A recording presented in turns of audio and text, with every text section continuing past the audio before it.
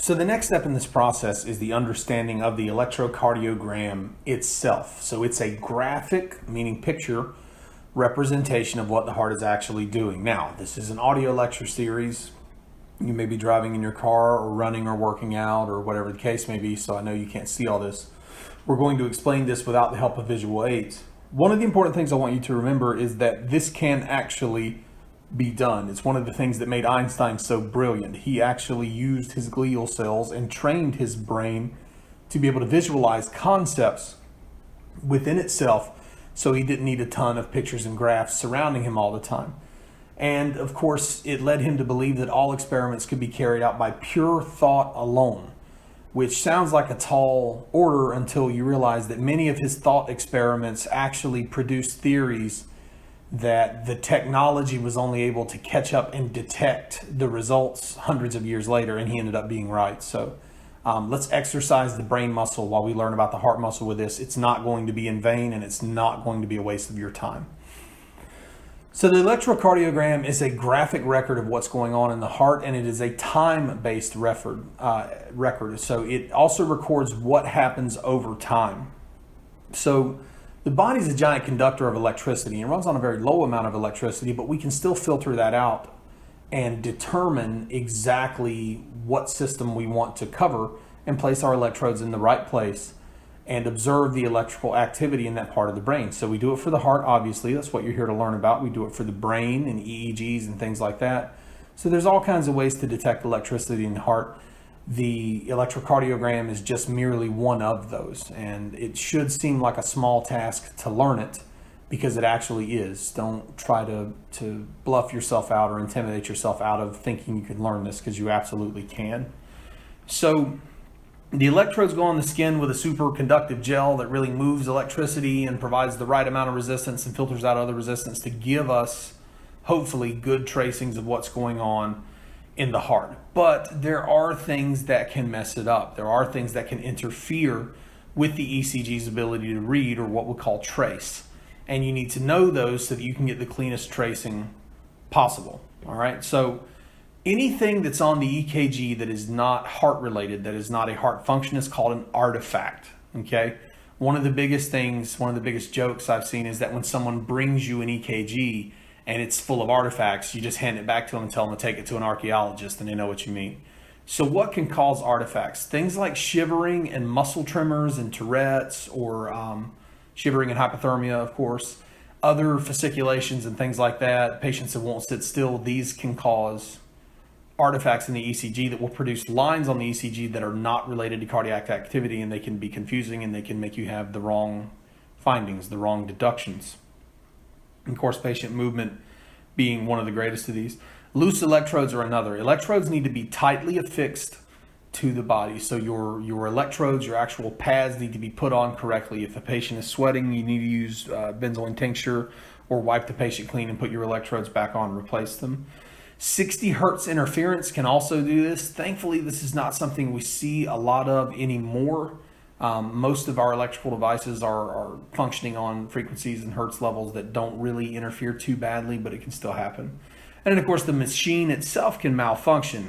One of the biggest things you need to learn in any aspect of healthcare is never have 100% trust in your equipment.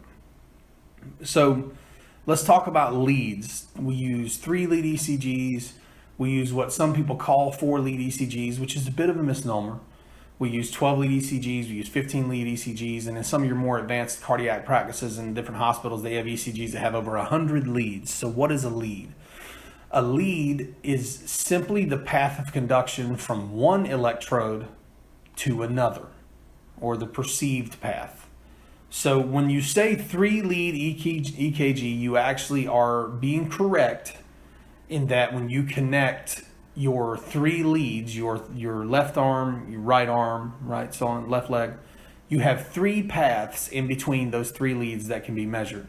And then you have information that can be inferred after that, your AVR, AVL, and AVF, which we're not going to get into now. Don't worry about that. So 3-lead is actually correct. 4-lead ECG is a bit of a misnomer, though it is an accepted medical term. I frequently use it. You have 4 electrodes. One of them, the green one, is a neutral, and we do get better tracings with a neutral in the mix. A lot of your house wiring now even has a neutral. It aids electricity in so many ways. Not an electrician's lecture, so we're not going to go into all of it. So you'll hear 3-lead and 4-lead. Understand that they are the same thing, more or less. They will provide you with the same tracings. 4-lead's technically a misnomer, but it's okay. Nobody's angry about it. So these 3 leads, leads 1, 2, and 3, form the basis of what we call Einthoven's triangle. So if you can imagine in your mind an inverted triangle lying on someone's chest, where the flat part runs from shoulder to shoulder, and the triangulated part, right, the actual point is pointed down at the patient's groin. And this inverted triangle is known as Einthoven's triangle, and it's just the theoretical concept of electrical flow. So this theoretical concept of electrical flow pretty much says that lead 1 is the one on top that goes from shoulder to shoulder, that lead 2 runs from the right shoulder down to the left leg, and that lead 3 runs from the left shoulder down to the left leg. Now remember that electricity flows from negative to positive. That becomes important when you're looking at the EKG itself. EKG, ECG, I've explained in another video why we use both of those terms. So routine ECG monitoring or rhythm interpretation involves only one lead. Okay, so if you're interpreting a rhythm, you use one lead, not a 12-lead EKG that you hear so much about. If you're interpreting actual cardiac function and other sort of eccentricities of what's going on, 12 leads and 4 leads become more useful. But in terms of trying to decide exactly what rhythm it is, if it's ventricular fibrillation, if it's VFib, you're just going to see that in one lead. Okay. All you need to see that is in one lead. If you run 12 leads, they're all going to be VFib in all 12 leads. Okay. So not going to jump too deep into the Einthoven's triangle part of it either. That's kind of stuff that I think really is best confined to its individual lectures. So let's talk about why we would run this EKG that we just kind of learned a little bit about. We can use it for several reasons. We can determine the rate of electrical impulse. Notice I did not say the rate of the heartbeat. Electrical impulses do not equal heartbeats. You can have electricity on the EKG without a beating heart. That's called pulseless electrical activity. You can also have haphazard electrical activity such as PVCs, premature ventricular contractions, which will also be, what's the way to say it? Non-perfusing is the word they use, which means that you had a giant PVC come up on the monitor, but the heart didn't actually do anything. The electricity got conducted, but nothing happened. Okay. So we can determine the rate of electrical activity, and under normal circumstances that reflects the rate of the heartbeat. We can determine how regular the heartbeat is. So is it irregular, like in the case of AFib, irregularly irregular to say? Is it chaotic, like in the case of torsades and things like that? VTAC can be considered a chaotic rhythm.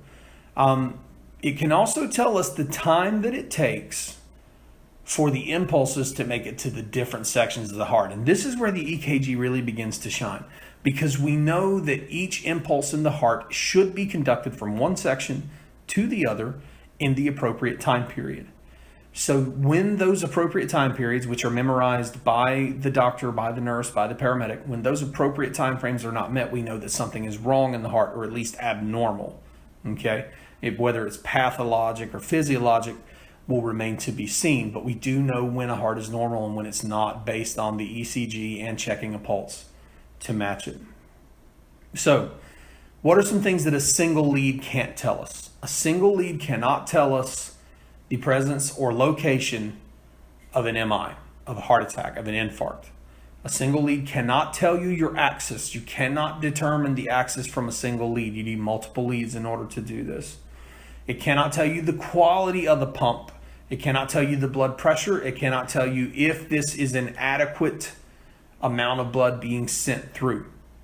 So remember that there are limitations. A common saying I use is that an EKG is a vital sign and nothing more. An EKG is a vital sign and nothing more. So we'll wrap up this 10-minute block and we'll move into a little bit more about the ECG on the next one on the playlist, where we sort of explain the actual time frames themselves and how the EKG graph paper is set up and what speed it runs at to accurately describe things in real time for you to use to make a diagnosis. Thank you.